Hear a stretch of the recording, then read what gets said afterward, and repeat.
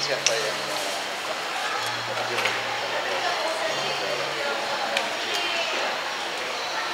apa itu?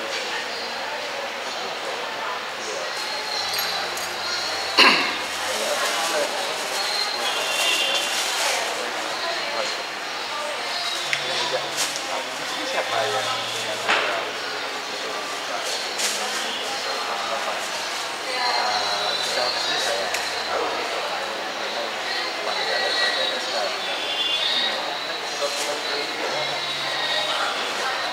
tutup usianya teman-teman lain-lain teman-teman SBY ya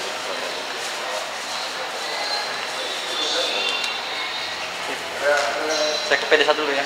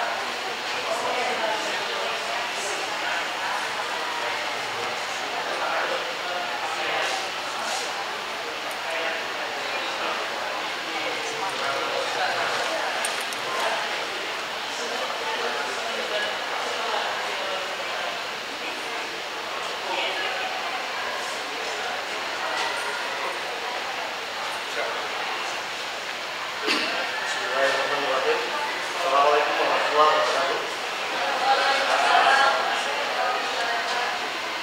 Sebelumnya yang paling awal mohon maaf dan kepada atas keterlambatan dan ini.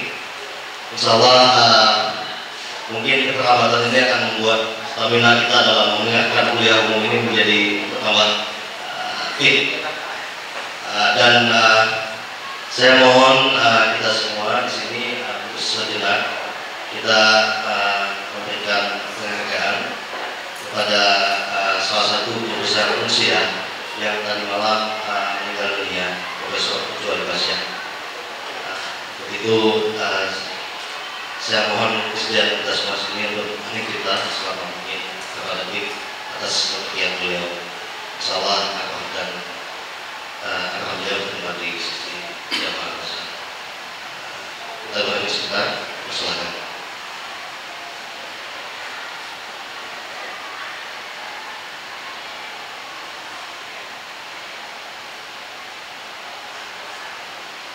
Terima kasih.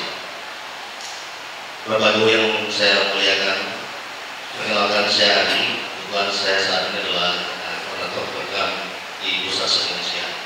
Hari ini kita kedatangan tamu istimewa, mungkin lebih tepatnya scholars, prominent scholars, ilmuwan yang sudah tidak asing lagi dalam bidang antropologi dan kebudayaan. Mungkin tidak hanya secara nasional, tapi juga internasional, yang akan memberikan kuliah umum dalam judul peran perguruan tinggi dalam dinamika konstruksi dan produksi kebudayaan.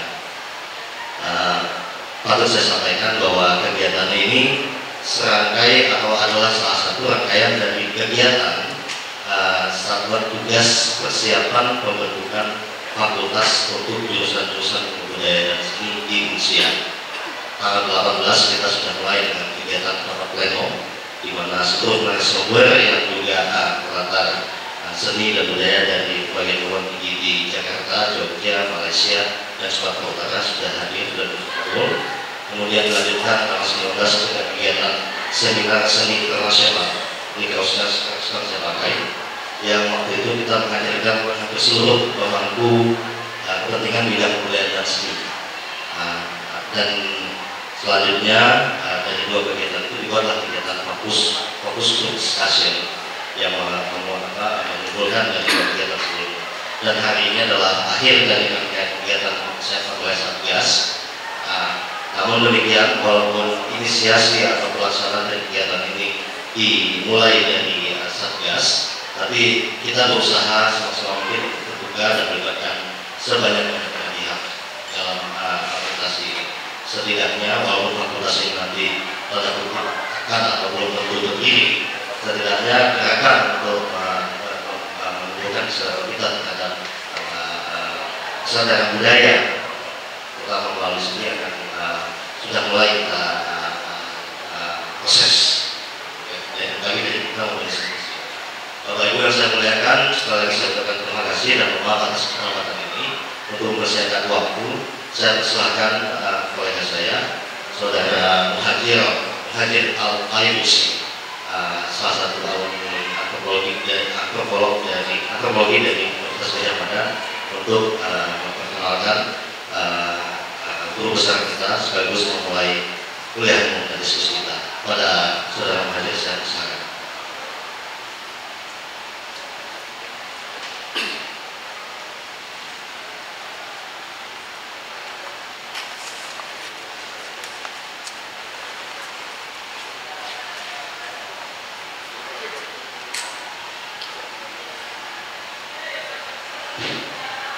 Assalamualaikum warahmatullahi wabarakatuh. Alhamdulillahirrahmanirrahim. Selamat datang Prof. Irwan, Guru Besar Antropologi UGM. Silakan Pak. Terus selanjutnya nanti hari ini kita akan mencoba memberikan Pak Irwan akan memberikan kuliah umum mengenai peran perguruan tinggi dalam dinamika konstruksi dan reproduksi kebudayaan. Jadi sejujurnya kuliah umum ini dihadiri oleh banyak peserta, tapi kemudian karena beberapa hal kita melihat kebudayaan orang Aceh juga belum tepat dengan waktunya. Yang kedua kemudian ini berbenturan dengan seni, sehingga kondisi ini saya maklumi bersama gitu.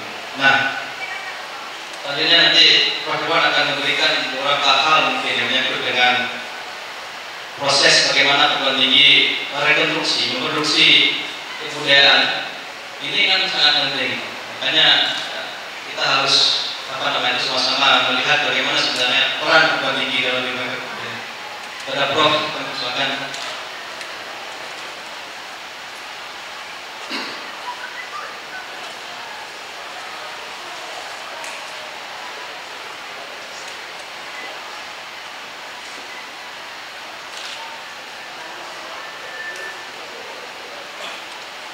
Jadi tema yang kita angkat tadi adalah peran perguruan tinggi dalam dinamika produksi dan reproduksi kebudayaan.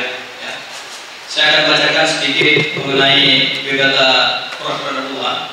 Prof. Irwan sebenarnya di UGM sudah tidak asing lagi. Ketika saya kuliah tahun 2012 di UGM, kalau saya tanya sama mahasiswa antropologi, siapa dosen favorit yang dulu, semua akan jawab Prof. Irwan. Karena Prof. Irwan juga cukup dikenal di UGM saat itu. Nama Prof. Irwan lahir di Aceh Utara 8 September 1963. Kemudian memulai karirnya sebagai peneliti di Pusat Studi Kependudukan dan Pendidikan UGM sejak tahun 1987. Segera setelah ia menyelesaikan sarjana mudanya pada tahun 1996, beliau kemudian menyelesaikan jurusan antropologi Fakultas Sastra setahun kemudian. Selanjutnya ia berkesempatan berkesempatan menjadi riset fellow di ISIS Singapura pada tahun 1948 hingga kemudian berangkat ke Belanda untuk melanjutkan studi pada tahun 1999 dan mendapatkan gelar PhD. Pada tahun 1994 dalam bidang antropologi dari Universitas Van Amsterdam negeri Belanda, kemudian beliau juga menjadi dosen tetap sekarang di Antropologi Fakultas Ilmu Budaya UGM hingga diangkat menjadi guru besar. Sebelumnya beliau juga memimpin direktur program pasca sarjana di UGM. Ya, jadi itu sekilas biodata penulis biodata materi hari ini. Jadi saya minta mungkin kepada Prof untuk memberikan gambaran singkat mengenai bagaimana perguruan tinggi dalam dinamika konstruksi dan diskusi kebudayaan. Kepada Prof mengusulkan suatu.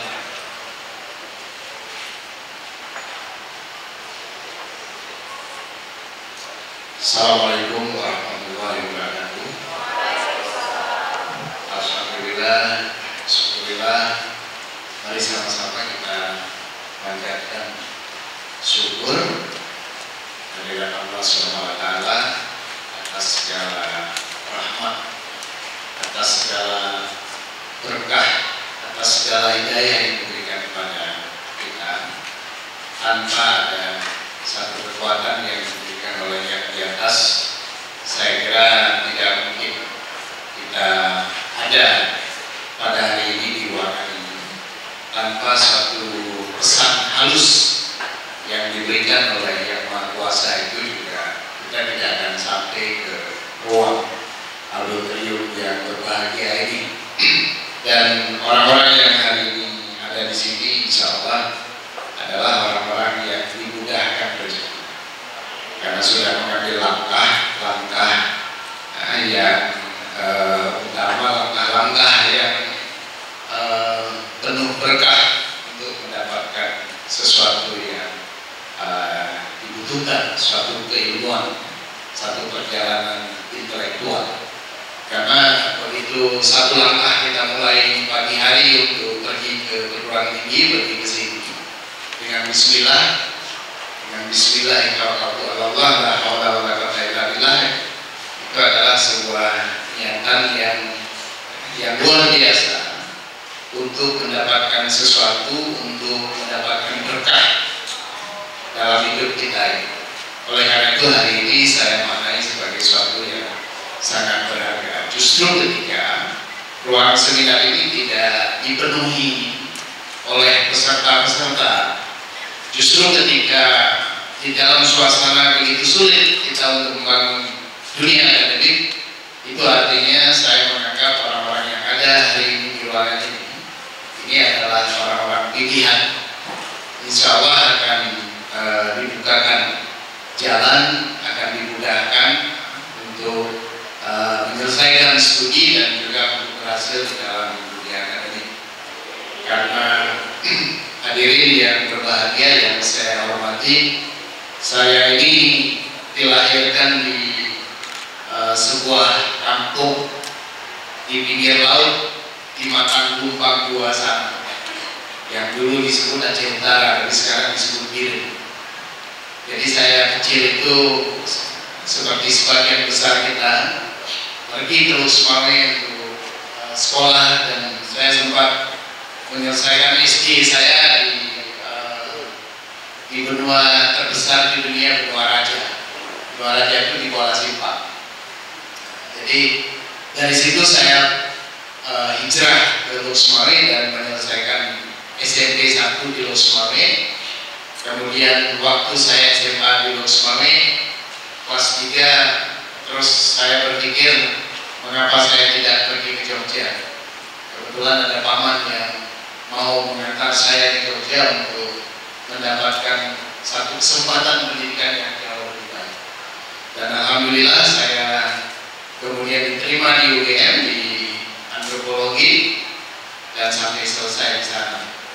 Dan di balik cerita ini sebenarnya yang ingin saya komunikasikan adalah saya itu nobody. Itu waktu itu ya no one, dalam pengertian bahwa saya anak ingusan yang terseok-seok yang bahkan sempat tidak sekolah. Waktu saya dipindahkan oleh ibu saya ke Kuala Simpang dari Losmaring, itu saya kelas 1 SD, saya tidak disekolahkan. Saya tidak disekolahkan karena orang tua saya waktu itu terlalu miskin untuk memasukkan anaknya ke sekolah. Jadi saya kira tidak banyak yang mengalami seperti saya, dan betul-betul tidak bisa sekolah.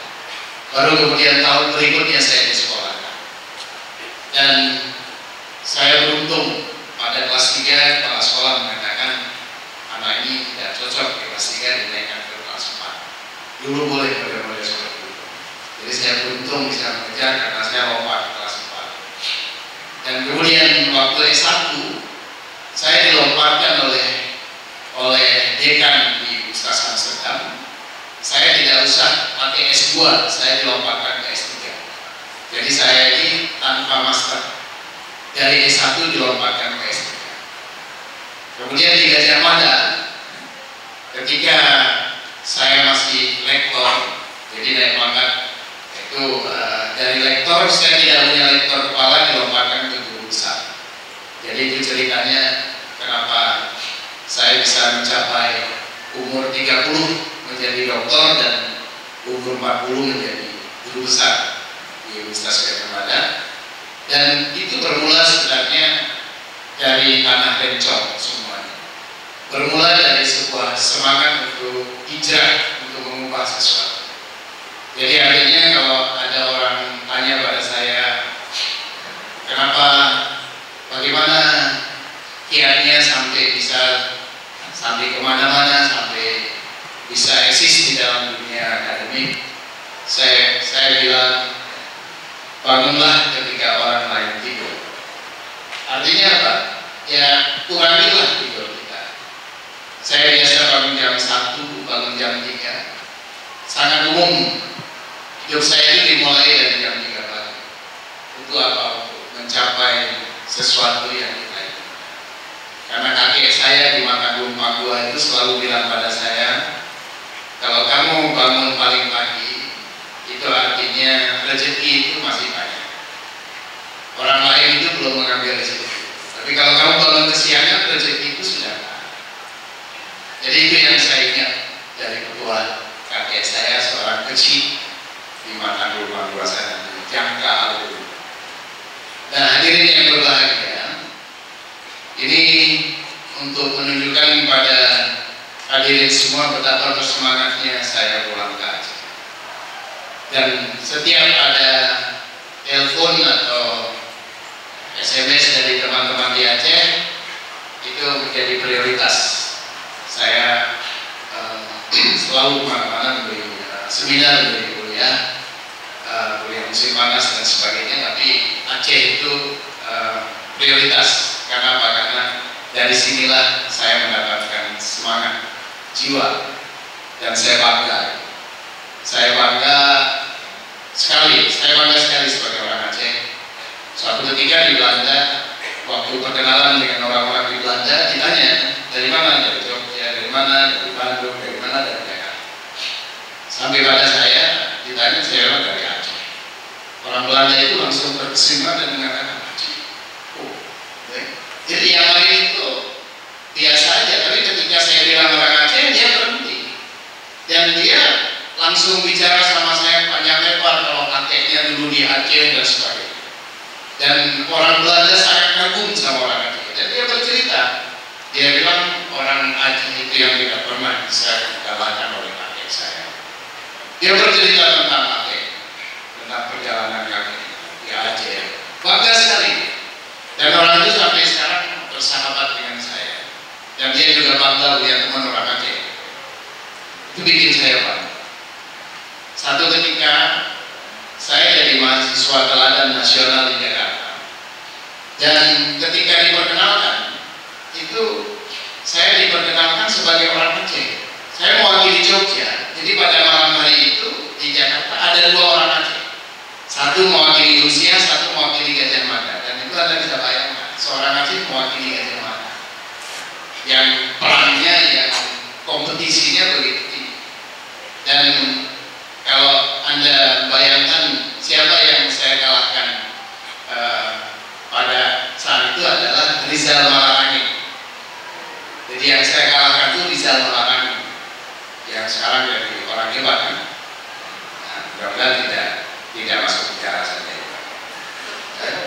Jadi karena Andi itu kakak kelas, Andi Malarang itu kakak kelas kita di UGM pada saat itu. Jadi satu angkatan sama saya.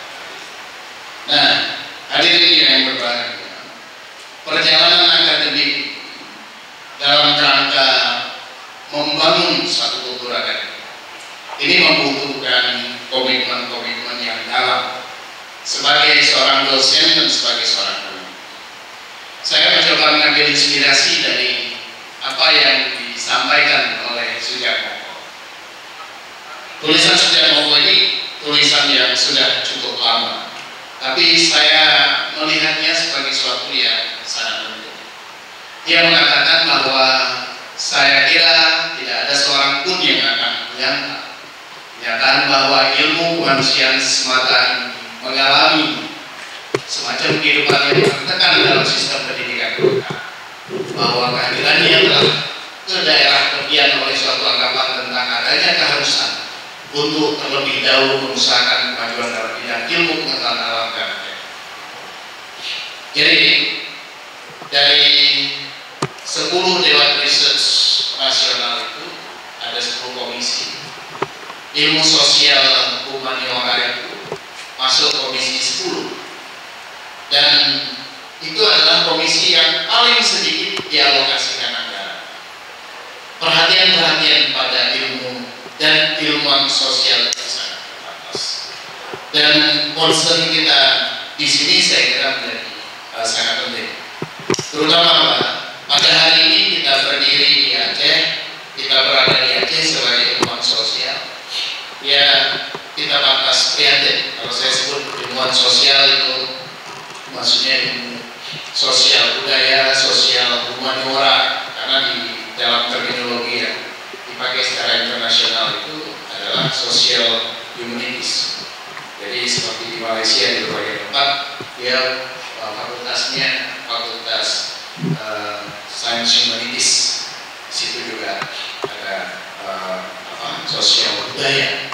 Nah, kalau kita sekarang ini mempertanyakan Aceh ini kan dalam peringkat nasionalnya selalu yang di bawah. Jadi kalau ada ranking mau pakai indikator apa saja dia ada di bawah. Ada di bawah. Dalam pengertian apa? Rekod Aceh, prestasi Aceh ini masih terseok-seok. Kadang-kadang bahkan salah satu dari 2 atau 3 yang terparah. Yang biasanya kita menemani Papua, menemani daerah-daerah yang sulit. Jadi untuk naik ke atas sangat susah atas banyak sekali faktor.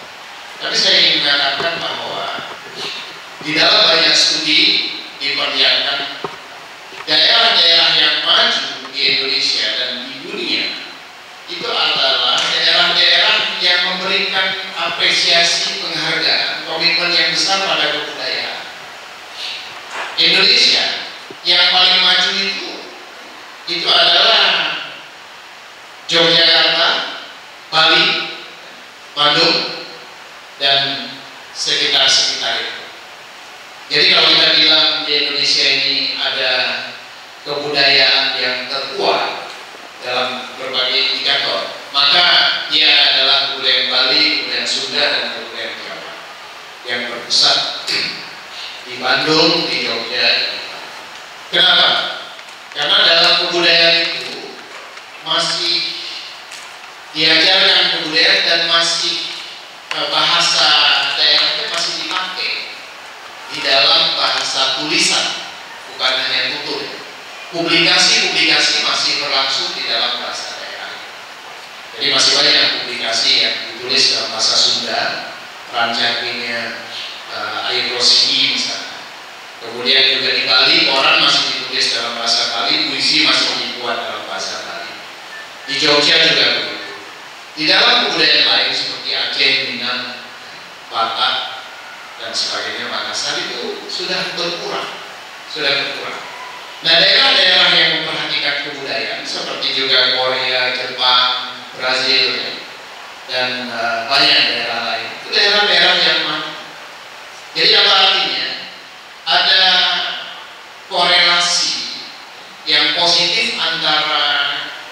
kemajuan kebudayaan satu bangsa itu dengan kemajuan peradaban dalam dimensi-dimensi yang lain, dalam dimensi ekonomi, di dalam dimensi kesejahteraan. Nah, jadi kalau kita refleksikan itu, Aceh kira-kira ini karena kita tinggalkan budaya. Jadi ilmu budaya di Aceh ini ilmu praktis. Dalam arti apa? Kita punya banyak budayawan, kita punya banyak praktisi kebudayaan, orang yang concern terhadap budaya, tapi kita tidak punya peneliti budaya. Kita tidak kuat di dalam keilmuan kebudayaan. Misal analisis konsep-konsep kebudayaan kita tidak punya. Kita yang punya apa? Yang punya adalah perasaan, emosi budaya. Yang punya komitmen-komitmen kultural. Tapi sign of culture-nya tidak. Kita tidak punya perangkat, misalnya perangkat konseptual dan perangkat metodologis untuk mencerdaskan bangsa kita, untuk mencerdaskan masyarakat. Nah, untuk itu di sini ada masalah besar yang dihadapi karena kita sebagai praktisi kebudayaan itu, kita kemudian menjadi orang yang sulit membebaskan diri untuk bersikap netral karena kita terlibat begitu dekat. Jadi sebagai praktisi kebudayaan kita seringkali berlarut-larut di dalamnya dan kita kehilangan ketajaman di dalam analisis kebudayaan. Nah, jadi kalau kita lihat konteks semacam ini menyebabkan kita mandul di dalam kemampuan untuk mencari solusi-solusi. Nah, jadi di dalam berbagai hal kita terlibat dalam subject matters yang dulu keterlibatan kita yang dekat dengan berbagai persoalan bangsa itu, terutama kalau kita lihat sejak 1945, ini kan sebuah gerakan besar itu gerakan formasi negara yang pada saat itu Soekarno meminta komitmen-komitmen kebangsaan yang sampai kepada era Soeharto kita terlibat di dalam komitmen-komitmen untuk mendukung ideologi Pancasila. Nah, jadi dengan cara semacam ini pikiran-pikiran yang terbangun di Indonesia pada masa itu, pikiran-pikiran yang lebih mendukung penguasa. Makanya paradigma yang besar yang berkembang di Indonesia itu adalah paradigma modernis.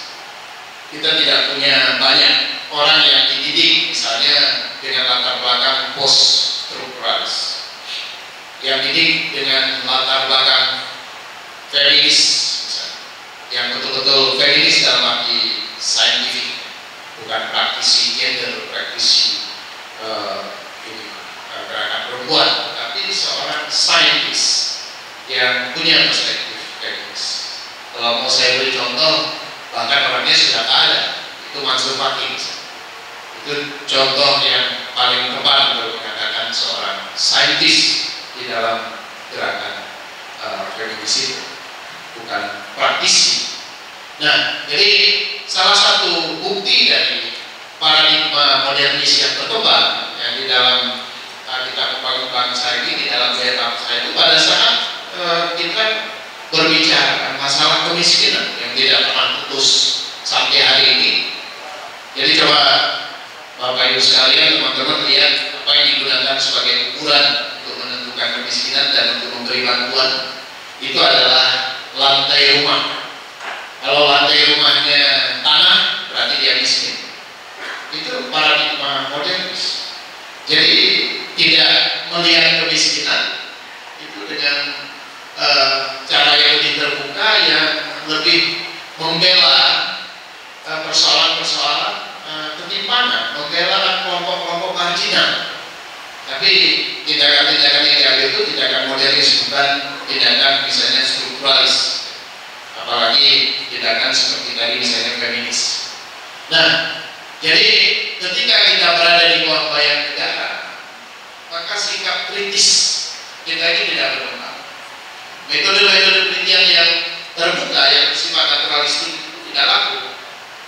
Jadi yang laku itu survei yang positivistik, statistik, dan dialog atau dekonstruksi yang dikenal di dalam paradigma poststrukturalisme itu tidak berkembang dengan baik. Jadi kemampuan kita misalnya untuk memainkan perangkat metodologis yang bersifat poststrukturalis yang lebih naturalistik sifatnya masih sangat terbatas. Kenapa? Karena penelitian kita itu biasanya by project, ya, itu by order. Jadi kita bukan menulis sebuah publikasi, tapi menulis laporan penelitian. Bukan Pak. Yang dong selesaikan laporan penelitian. Jadi bukan menyelesaikan sebuah artikel untuk publikasi atau menyelesaikan sebuah buku, tapi menyelesaikan laporan penelitian. Sikap mental yang kita ambil untuk menulis itu adalah menyelesaikan laporan penelitian supaya turun termin terakhir dari data penelitian. Jadi bukan mempublikasikan secara akademik atau membawa ke ruang seminar yang memungkinkan kita eksis di dalam dunia akademik. Saya apresiasi pada orang-orang muda yang jadi pada Aceh ini, di Aceh secara keseluruhan, yang punya minat akademik, yang berusaha keras untuk mempublikasikan. Ini ada beberapa teman di sini ya, Mas Syekh Iksan, saya kira Ustami, kawan-kawan dari Balai Kajian Bohong, orang-orang yang dimulai tumbuh di Aceh, terutama ketika kita membangun di Aceh ini sebuah lembaga yang dulu disupport dari Monash, dari Australia, yang kemudian tumbuh iklim akademik yang cukup baik. Nah, ini kita harapkan akan bisa berkembang terus. Nah, jadi pendekatan-pendekatan ini penting sekali untuk kita lihat secara seksama, terutama ketika transformasi budaya itu melibatkan ketiga proses yang sangat menghantui, yang sangat memberi pengaruh besar. Introduksi pasar, integrasi pasar, dan ekspansi pasar yang mengubah budaya ini menjadi politik, yang mengubah politik jadi pasar, jadi ekonomi. Jadi ada agama di sini, lama-lama semuanya jadi politik, bergeser dengan apa yang kita sebut politisasi agama. Di sini menjadi ekonomi. Ketika agama menjadi ekonomi karena pengaruh pasar, maka dia menjadi komodifikasi ya. Yang dalam tulisan ini nanti bisa minta soft copy-nya pada panitia makalah yang saya buat, dan juga bahan ini bisa difotokopi, jadi nggak usah ditulis. Jadi adik-adik nggak usah nulis, pakai tulis. Nanti di copy dari komputer, minta soft copy atau minta. Nah, jadi komodifikasi agama yang terjadi. Nah, dalam proses semacam ini, kalau kita lihat apa hubungannya perubahan-perubahan atau transformasi itu dengan yang kita miliki seperti kolektivitas ini, Gayo, ini kita lihat di mana-mana. Sekarang di Gajah Mada, Anda bisa bayangkan ada kelompok tari di Gajah Mada yang menari khusus sama, dan sudah pentas kemana-mana, ke Jakarta kemana. Dan kebetulan saya tahu karena seorang teman dosen dari Fakultas Ekonomi yang antara nanya untuk pentas, saya bilang kok pentas sama? Anak saya itu anggota dari penari sama. Anaknya itu orang Jogja. Terus saya tanya, loh itu apa ini? Dia menari dengan anak-anak Aceh? Nggak ada anak Acehnya. Jadi basisnya bukan anak-anak Aceh yang menari sama, tapi sekarang Gajah Mada punya satu kelompok tari yang khusus menari sama. pentas kemana-mana, laku sekali. Itu di bawah Fakultas Ekonomi di UGM. Jadi luar biasa. Ini udah jadi bukan lagi ikon Aceh, tapi ini adalah sebuah gambaran sangat ideal tentang kolektivisme Indonesia. Jadi gimana harusnya kita, kalau kita ngerti filosofi di belakang dari seni semacam ini, budaya semacam ini, betapa kuatnya sebenarnya ikatan-ikatan bersama, betapa komitmennya kita kepada kebersamaan. Ini kalau nggak setia pada kebersamaan, apa? Ya, Anda tahu sendiri, mungkin Anda di sini juga pernah menarikannya, baik laki-laki melalui sedati atau apapun namanya, sama nagam, sekarang kan macam-macam berkembang. Jadi ada banyak. Nah, dari sini ada 3 isu kunci yang penting. Kalau kita melihat bagaimana peran dari perguruan tinggi itu, kita harus identifikasi. Yang pertama adalah transformasi ruang yang menyebabkan persoalan-persoalan di dalam siting culture. Jadi bagaimana kita menemukan kebudayaan itu ketika ruang-ruang publik itu menjadi bergeser. Jadi concern kebudayaan itu yang pertama adalah pada concern keuangan. Jadi tata ruang. Jadi tata ruang Aceh yang berubah, yang disebabkan oleh tsunami, disebabkan oleh konflik, ya, disebabkan oleh berbagai peristiwa di Aceh, termasuk juga diakibatkan oleh masuknya kapital-kapital asing ke Aceh yang mengubah tata ruang. Nah, ketika tata ruang berubah, ini terjadilah dislokasi kultural. Jadi kalau dislokasi kultural secara alami, ya mesinnya hancur. Sisa beberapa dislokasi kultural secara alami, ulama kita meninggal di bawah air. Dulu waktu zaman Belanda meninggal di tempat. Sekian ratus ulama di satu tempat di Brondong, Senapan. Kemudian meninggal karena kita konflik, saling perang.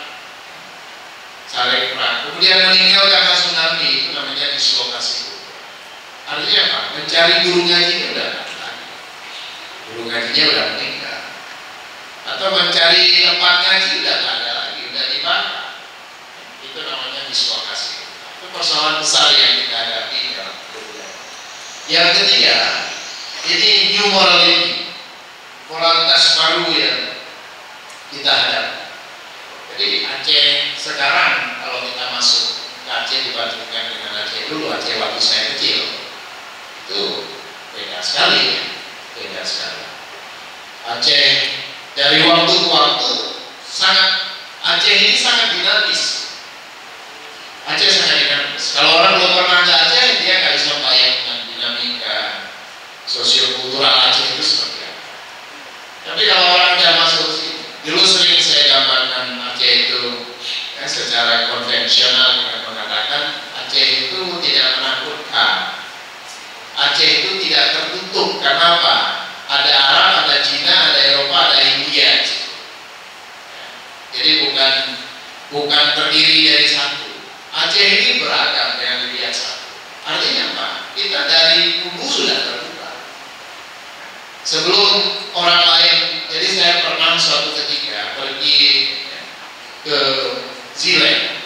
Zeeland itu satu tempat di selatan Belanda untuk mencari kuburan 2 bangsawan Aceh yang sebelum Republik Indonesia itu punya hubungan diplomatik dengan Belanda. Itu kerajaan Aceh sudah membangun hubungan diplomatik dengan Belanda. 2 orang bangsawan Aceh ini naik kapal berangkat ke Belanda untuk membangun hubungan diplomatik.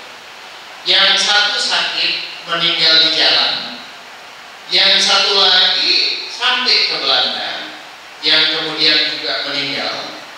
Tapi sudah sempat dibangun sebuah komunikasi diplomatik yang luar biasa dan tercatat dalam sejarah. Dan 2 orang Aceh ini untuk untuk penghormatan pada mereka oleh Belanda, dikebumikanlah di dalam gereja di tempat para priai atau para bangsawan Belanda dikebumikan. Ya, jadi menurut tradisi mereka itu kuburan di dalam gereja itu khusus untuk bangsawan-bangsawan Belanda.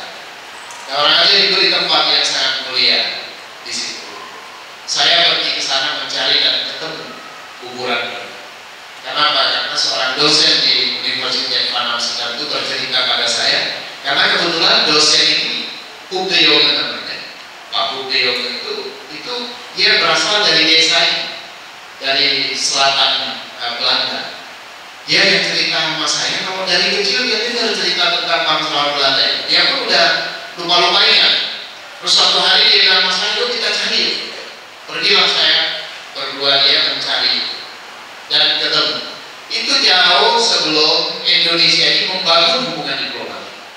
Jadi Anda harus tahu gimana kuatnya masa lalu kita.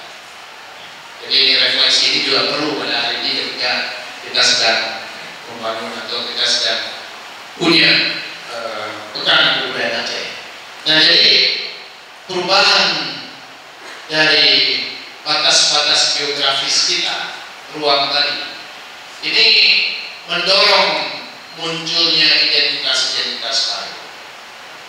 Kemudian terjadilah sebuah definisi kultural.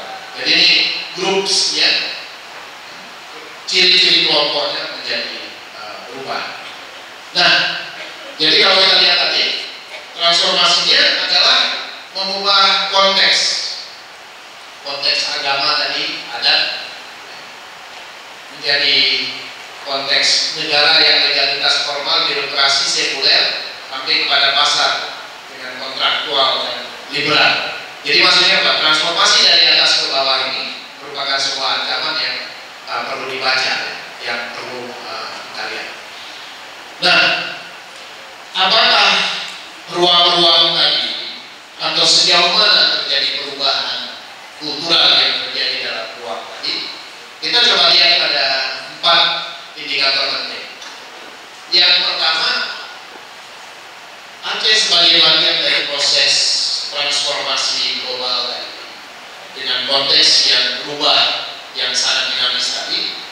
Yang pertama, melahirkan apa yang disebut oleh para ahli sebagai homogenisasi, di mana dia menjadi bagian dari gerakan-gerakan yang penyeragaman. Jadi radikalisme, terorisme, Wahabis dan sebagainya. Tetapi ini saya ambil contoh ekstrim. Jadi kita, mengapa Aceh selama ini sering dikaitkan dengan terorisme? Jadi kalau peta nasionalnya, salah satu syarat terorisme itu di Aceh. Apakah itu karena ditemukan sejumlah orang yang latihan di jantung, atau ada hubungannya dengan gerakan-gerakan dari DKI dulu gitu ya? Tapi yang kita turunkan konsep homogenisasi ini itu sebenarnya menunjukkan pada bagaimana kita terintegrasi ke dalam satu tatanan global. Jadi tatanan global itu pada tingkat yang paling halus tidak terhindarkan. Jadi suatu ketika saya balik dari Matan, dari Jangka khususnya ke Matan, itu ada anak kampung saya yang sedang naik sepeda itu pakai kaos Messi, tulisan di belakangnya itu Messi. Dan saya sebagai seorang pemerhati kebudayaan itu punya arti yang banyak sekali. Bayangkan anak di Mata Gelombang 2 sana itu punya imajinasi yang sama dengan anak di Argentina sana. Pada saat yang sama di Sri Lanka atau di Venezuela, di Meksiko itu anak-anak seperti itu juga pakai kaos Messi. Kenapa? Karena Messi has been on the news. Messi itu sedang hangat-hangatnya, sedang Ronaldo, Messi. Jadi apa? Anak kita di pelosok sana itu sama dengan anak-anak di dunia belahan dunia lain itu punya imajinasi yang sama tentang dunia. persepak bolaan, dunia orang menggunakan kaos, jaket atau baju polo, itu artinya kita menjadi bagian dari sebuah tatanan yang dibawa oleh tradisi berpakaian Eropa. Sebelumnya Pak, sebelumnya orang Aceh ya pakai ada baju Aceh, orang Minangkabau dia pakai baju Minangkabau seperti baju datuk. Orang Jawa pakai sunjan, bajunya bukan seperti kemeja. Itu artinya apa? Artinya homogenisasi.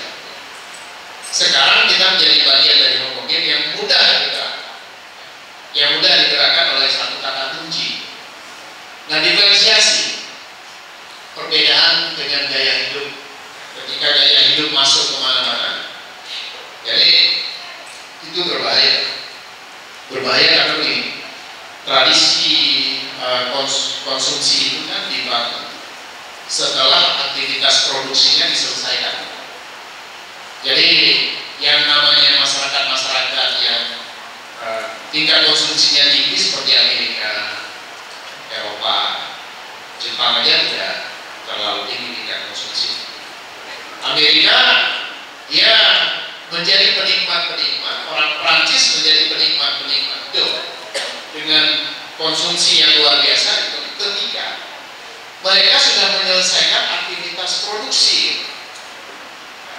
Kita masih terseok-seok dengan aktivitas produksi, tapi sudah melakukan atau masuk ke dalam wilayah konsumerisme yang luar biasa.